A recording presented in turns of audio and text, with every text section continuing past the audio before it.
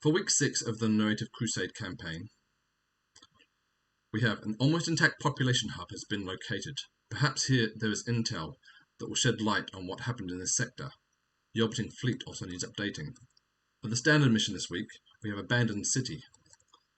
It has the Investigate Area action.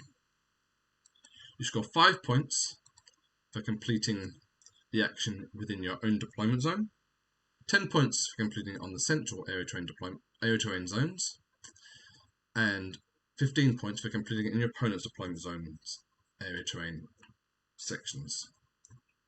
The action is declared at the end of your movement phase for any number of infantry units, with every model within, not necessarily wholly within, features not yet investigated. Units must have a leadership of greater than 7, otherwise they need another friendly unit within 6 inches. The action is completed at the end of your command phase. The 2 deployment zones are 24 inches apart. There are the 9 area terrain pieces, which you score points for completing the action within. Each one has its edging, shown by the terrain on the ground floor.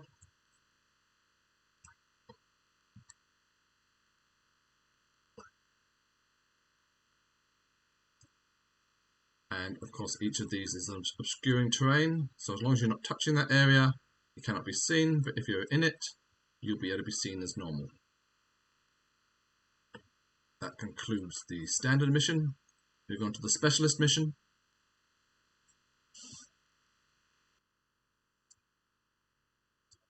Cut off the head.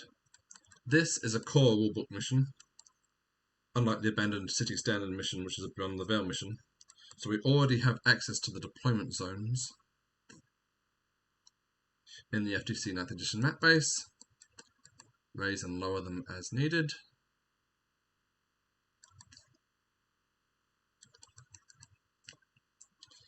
After rolling the deployment attacker defender roll, the 2 objective markers are placed starting with the attacker more than 6 inches from battlefield edges, more than 9 inches from deployment zones, and then for the defender, more than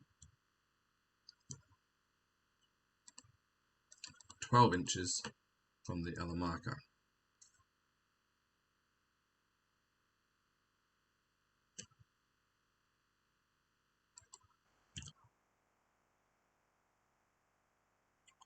More than 12 inches from the other marker, but of course also at least 9 inches from the deployment zones, and also 6 inches from edges.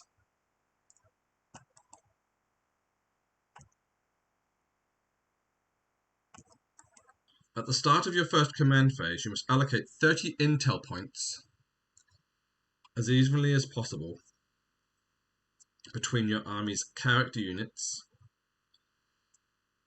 If you have no character units, 10 intel points is instead allocated to your warlord.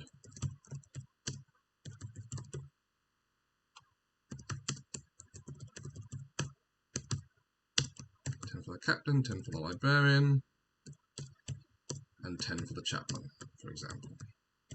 So that's 30 points allocated. Do that on a card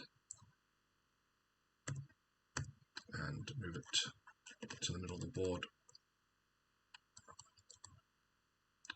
with your opponents putting these over there as well. 1 character unit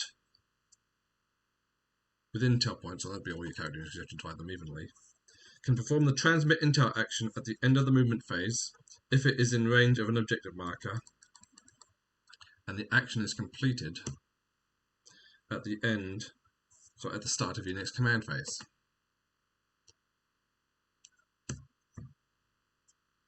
As long as the unit performing the action is still in range,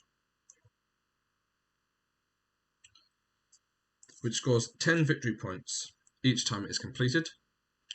Battle rounds 3, 4, and 5 score victory points at the end of the command phase, equal to the number of friendly character units with intel points currently on the battlefield or within transports on the battlefield. If an enemy character is destroyed battle round 1 or 2, you score victory points equal to its intel points value. Add up the intel points at the end of the game to work out who is the victor. Use the victory points tallies to help you with that. And the bonus is an extra warlord trait requisition for a unit with intel points that was in this battle. A character unit, sorry. That's it for the week 6 2000 points games. Hope you all have a good week.